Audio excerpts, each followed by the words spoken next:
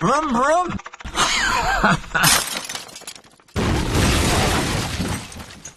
Right, the video that we're going to put on now of the Bugatti is a bit confusing because we've already put one on of starting it, but that was the second time we started it. But when Tanya wasn't here, it all got a bit confused because Susie was doing a bit of it, Tanya was doing a bit of it.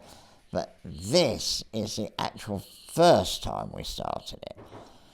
And then we get the car out and we actually drive it up the field. So that was about the third time we started it. But anyway, so we drove it up the field. It didn't go too badly. On the way back, we got a fuel blockage because we got a temporary fuel tank on it. So we broke down, but we only had to push it a few yards and John blew through the thing, cleared it, and that was it. Anyway, so that's it.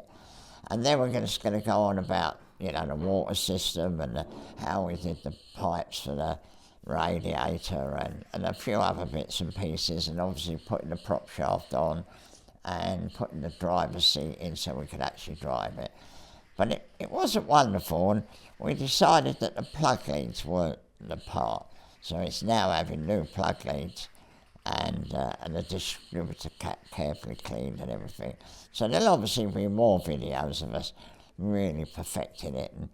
But the good thing was that I couldn't believe it, but the dynamo looks like it's charging, so that's a miracle really, considering the wiring is so desperate. But anyway, we'll have to rewire it. We already mentioned that because we've got a wire in the overdrive. So that's it. So this is a bit of a jumble, but forgive us because, you know, it's a bit of a jumble. Don't forget to subscribe. You comfortable? Brum brum. How's the seat? The seat feels lovely actually. It suits me. I don't know if it suits you, but it suits me beautifully.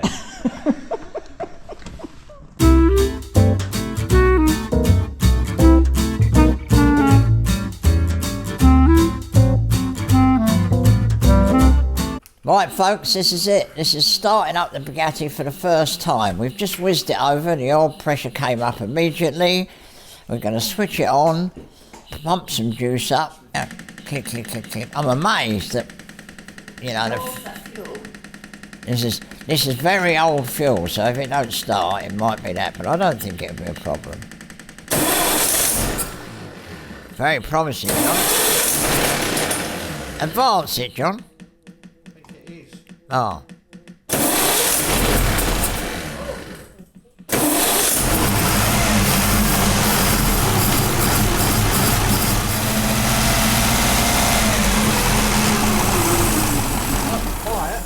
Yeah, it's lovely, isn't it? Hang on. Nicely slowly, John, and I'll take that off.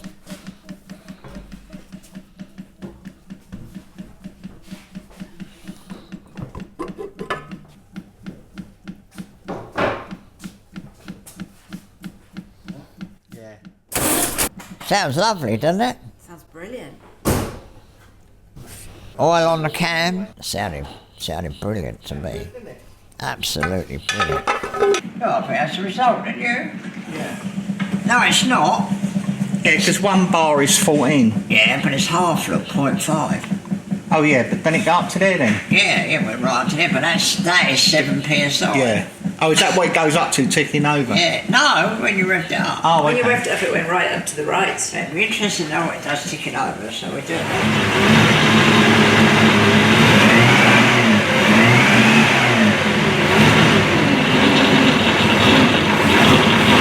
Halfway up the go. Yeah. Right, it's not red off yet, is it? Well, it's got pressure in it. Yeah. Is that good? Oh, yeah, perfect. But it's lovely having that proper gauge. What's dripping? The fuel. Yeah, the fuel's dripping on the start.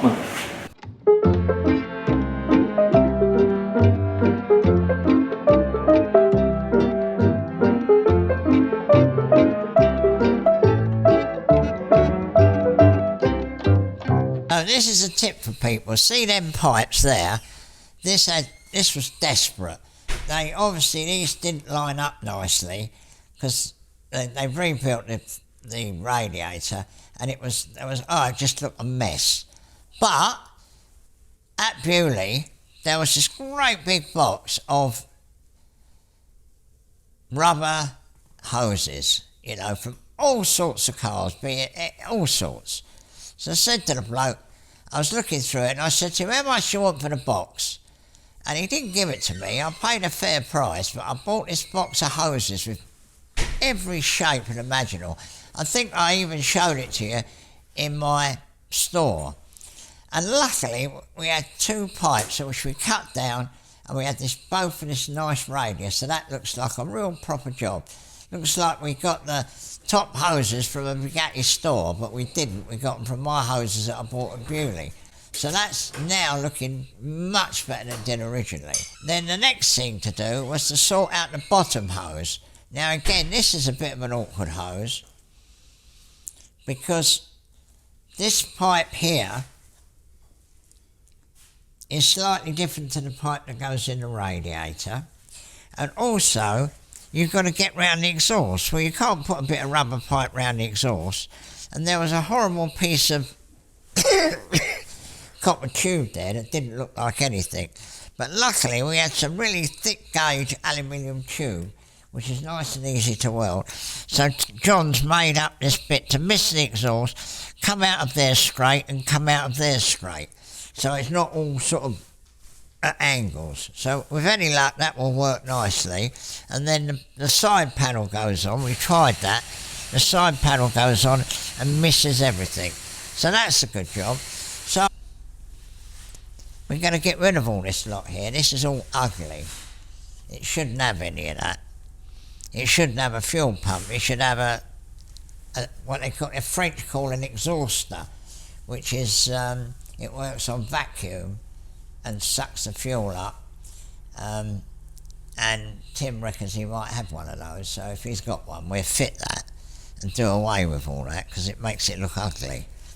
But I'm very pleased so far. It's come on quite well. And then those things there adjust the play that way. So when you put the hubs on, you have to undo them and slacken them right off, because you don't really know when this is going to finish up. So you do that first, and then you bring them up just to rest against it to stop it going like that. And looking at it, I mean, I don't know if they've been undone yet, but if you look at that one, it's sticking out much further than that one. So, you know, previously that was obviously adjusted wrong. Previously, I couldn't understand why the studs that go up against this were badly adjusted. When I started looking at it, I'm surprised John didn't notice it, but they were missing. And that goes on there like that, and then you adjust the bolts and it pulls up like that, and then it presses against there. And that takes up the side load in the diff. And obviously stops the wheel going in and out a little bit. Oh, okay. But anyway, they were completely missing. I mean, the thing is, if you're not used to dealing with Bugattis, you wouldn't actually notice that if it was not there. But anyway, luckily, the Bugatti Club does a casting. And all you have to do is just machine it. Quite easy job, really. So I'll just quickly machine it up. That goes in there with these 2 pegs just here. There's 2 studs there with lock nuts on the back, so you obviously got to wind them off. And that goes on there. And then this face here presses on there.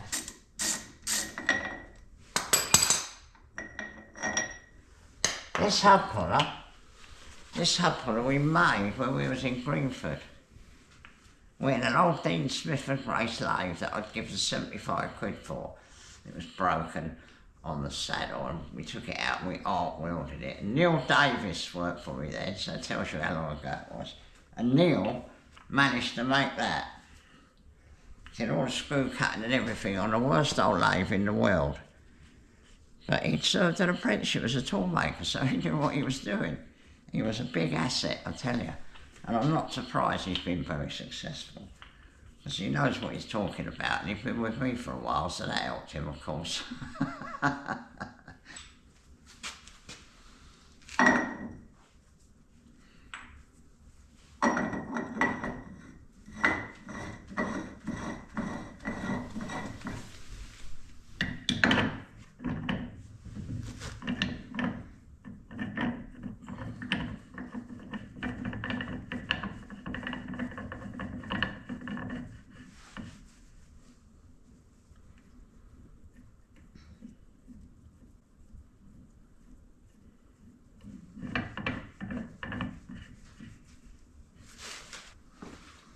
this little hydraulic puller, it doesn't look like anything, but it's hydraulic. And they reckon it puts on 8 tons. Wow. It don't need any tons at the moment, but you see, if we'd have tightened that wheel up with that other big spanner, you'd have needed all of this.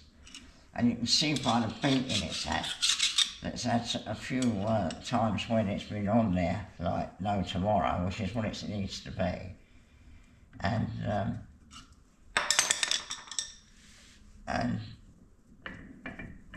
very often they're a nightmare to get off once you've tied them up with that. But you know, if you don't want it to go wrong, because what happens is it frets on the keyway and it ruins the taper on the shaft. Luckily this has got a few marks on it, but it's not desperate. You ought to come down with me when we do this, and you can show in the lathe machine and a bit off it.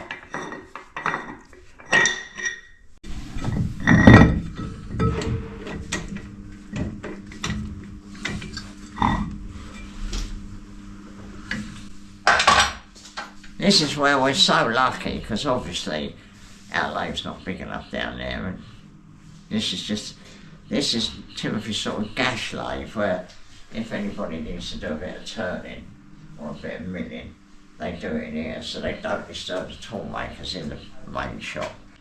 But you know, from our point of view, it's lucky, because what's happened is we've swapped the drums, and that is very close to the back plate, so it wants about 1 millimetre turning off it. So that's what I'm going to do, hopefully.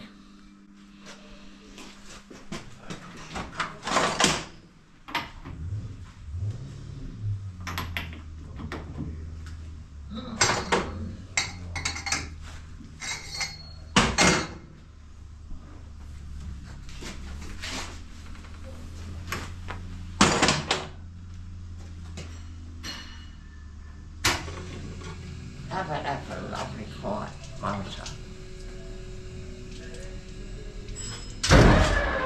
Oh dear. Now the other one I put on was absolutely true. It's not, it's the hub.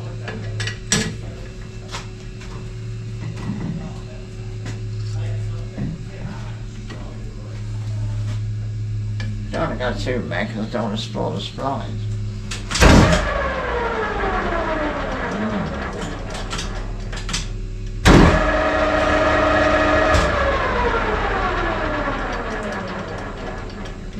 I think we'll have to take that away and have a think about that. The last one, I just put it in there and zoom and it did it. Oh, really? Yeah. This machine has probably made more Bugatti bodyworks than Bugatti made. Because years ago, there was a firm called Pills, and they used to knock out Bugatti bodyworks. They were so cheap. People used to buy them for all sorts of things. But anyway, I got to know old Fred, and he was an old boy. He was 80 odd years old, and he rang me up one day, and he was a bit short of money or something, and somebody hadn't paid him. So I rang the bloke up and said, "Look, old Fred's done a lovely job for you. Give him the bleeding money." Anyway, so he sort of took a liking to me. So when he packed up, I think he was 90 when he packed up. He rang me up and said, "Look, old boy," he said, "do you want to come and have all my stuff?" So I went down there and I bought this off him. And I bought a whole load of patterns, because Peels actually made fronts for hostilities, sprites and all sorts of The stuff. other side here. So all them old Bugatti bodyworks, the ones that they put on the front of sprites and everything, were probably made on this machine. Very often you take these rear hubs off and they've been tightened up, and you can take them off with a spanner like that. Well, of course they don't last very long like that. But it wasn't very tight when we took it to pieces. You really have to tighten them up. I mean, you know, we have a spanner 6 foot long and really tighten them up, so they've got to go on there really tight. You're relying on the taper to drive the wheel, not the key. So you have to have a big spanner and you have to do them up. And this is the spanner that we use. So all the Type 35s and everything Bugatti, this is the spanner for tightening the rear hub.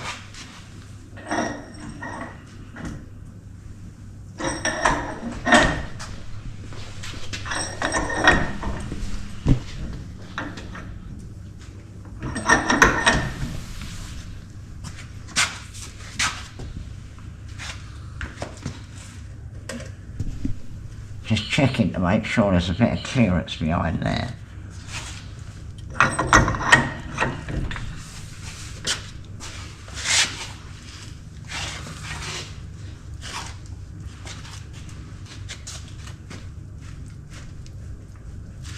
Right, so now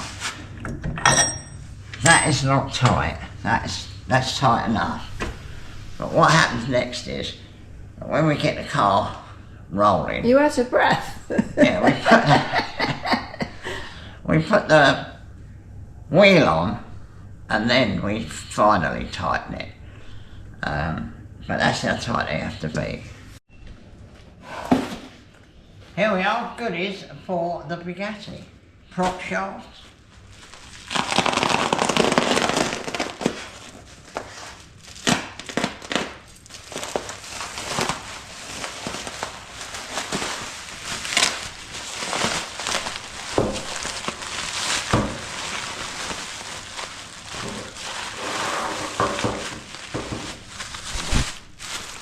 Lovely job, look at that. Nicely balanced. Yeah, that'll be good. Shall we measure it? Hang on. Oh, that'll be alright. Oh, panicking there for a minute. Yeah. So That's 79. Yeah, that's alright.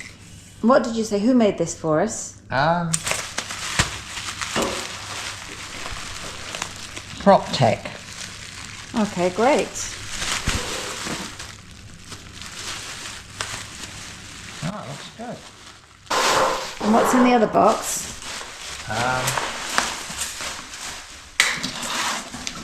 Replica scintilla rear lights made, they come from Holland.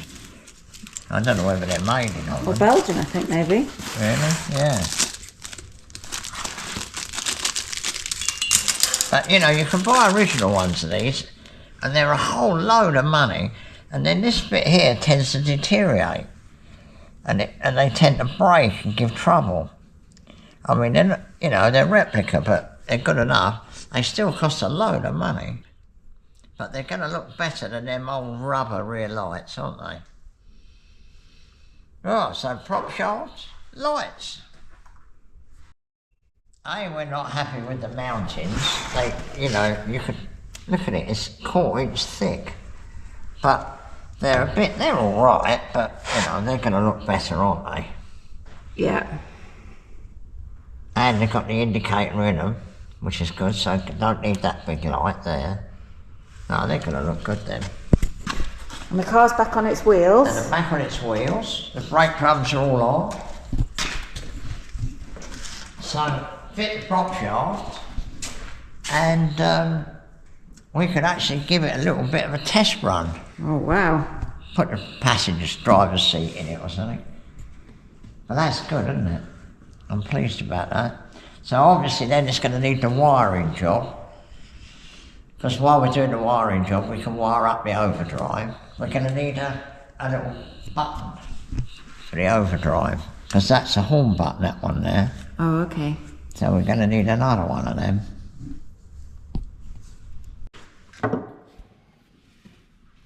Right, so John's back. He's done the oil seal in there, a modern oil seal. He's fitted the flange, and before you can wink, he's fitted the new prop shaft, and so that's it really, that's all done. So we drain the oil out the axle, we're putting some Castrol oil in the axle, Castrol, classic Castrol, 140. So that's gone in the back axle, because it's not a high point axle, it's obviously square. High point diffs are that's the centre of the crown wheel, and you have to, and it goes down there, and it's got funny old teeth on it. It's called a high point actually, and you can't use ordinary oil. You must put a high point in it. They last about 10 minutes if you don't. So anyway, so that's all done. So now I think probably what we'll do is we'll put some floorboards back in it, put one seat in it, and we might actually drive it up the drive, although it is a bit wet out there, but still, that's life. But at least we know whether the clutch is working nice, we know whether the gearbox is working nice, and then obviously it's going to need a bit of wiring, because that's going to need wiring up, and the wiring underneath there is absolutely desperate. You can't really see it, can you? It's all dark under there, but anyway.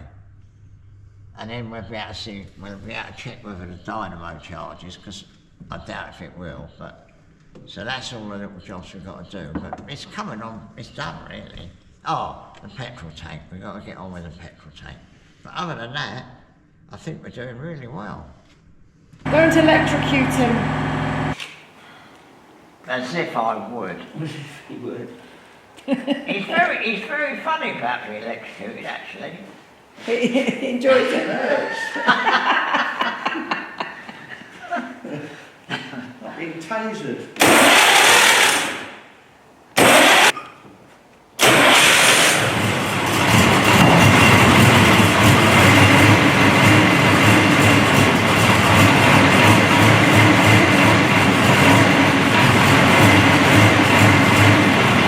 See, it doesn't come right back, look.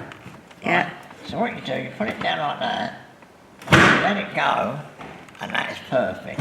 But if you take your foot off it, it doesn't quite click in. See, that hasn't clicked in. So you have to slam it off. But that's clicked in. So that is perfect. Not right back, right back. And now, because when the engine's running, it comes back automatically because it's got centrifugal force. Very, very clever clutch, Bugatti clutches. It's sort of one of those things that if you didn't know anything about it, it's a bit of a mystery.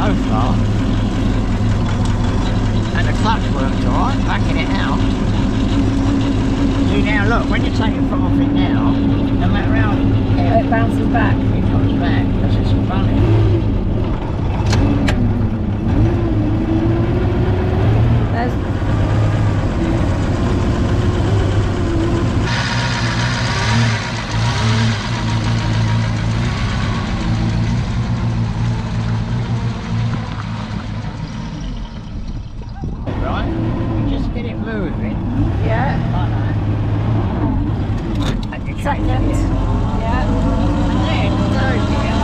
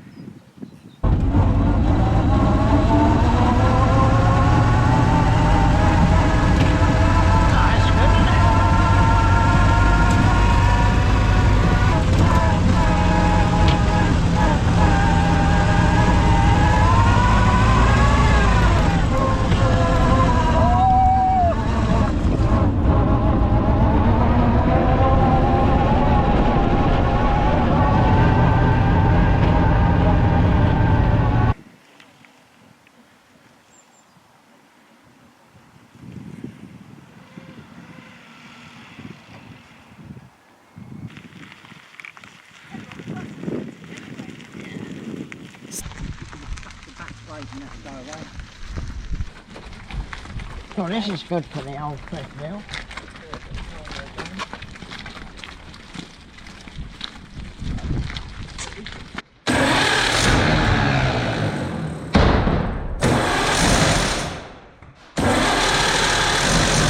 Right, John, what are we up to? Okay, so what we're doing, we're replacing all the ignition leads because looking at these old ones, they're all hard. Oh, I see, The ends yeah. are horrible. They're not fitted in very nicely. If you look, they come out at right angles, like upright. And that's an old one there. Yeah, so all the new ones are coming out here, which gives us more clearance on the bonnet, and they plug in properly, whereas the old ones, they didn't have proper ends, so they wouldn't really clip in and stay in proper. Okay, fantastic. Yeah, so that's at the moment. We're using period, vintage, but new ends, Okay, great. so which is a nice thing.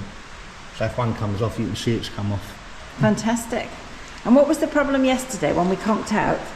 Oh, that was just the fuel pipe had blocked because we're gravity feeding the fuel temporary. Okay. There's a bit of stuff in there somewhere, so we're going to have a look at that later.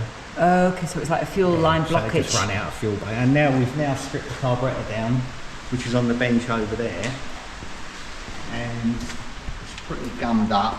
So we're going to give that a good clean, but also I think the float. Has it just got one carburetor? Yeah, just a single, which is called a Shebler. Shebler. Now that is the float, which has got a hole in it somewhere. When you shake it, you can hear the fuel. Oh dear. So what it does, it makes it heavy, which then drops the float doesn't down float. and then it floods. Oh. So we've It's got, got to a sort lot that. of features, Yeah, this look, car. you can see all the fuel coming out of it actually, look, as you shake it. So what do we do about that? Well, we're not sure yet. We might try and repair it, but sometimes you try and repair them, they just disappear. Okay. So blow up. Brilliant. Shebler. And then on the other side it says made in USA. Yeah. Great. Yes, I don't know whether that was an original fitment or an aftermarket. Probably an aftermarket. Well, an after fitment later on because they were such a good carburetor. So Ivan, the carb on my Bugatti, is that the right one? Oh yeah, it's a Chevrolet, which is a very, very sophisticated carburetor for 1927. I mean, unfortunately, it's got a sunken float, so I don't know what we're going to do about that, but I'm sure we'll overcome it. It happened, funnily enough, when I was in America with John Champ with his 44, exactly the same thing happened. We had to go and buy a soldering iron and everything and fix it, but we fixed it. It's still in there, I think. But what happened with those carburetors is they're not a crude old thing like, you know, a Zenith or whatever. And John Champ's car, we drove it across the desert. We went from, I forget now, but we went from one side of America to the other, and we drove it across the desert. We were cruising all day at like 75 miles an hour, and I couldn't believe how good on fuel it was. So, get a Chevrolet set up properly, it's very good. And that car that Timothy's got, you know, the short wheelbase Le Mans car that did ever so well at the Goodwood meeting, didn't it, come second? That has got a Chevrolet on it. Oh, okay. So, you know, they're good carburetors, really. Right, so we've just resoldered this, which is in two halves because it was leaking. What we're going to do is put it in boiling water, and if it's not joined right, the air in the middle will expand and leak out, we think. Looks like I've got one little bit left, which is, see where that dent is in the bottom? There's a little pinhole there. But apart from that, I think it's alright.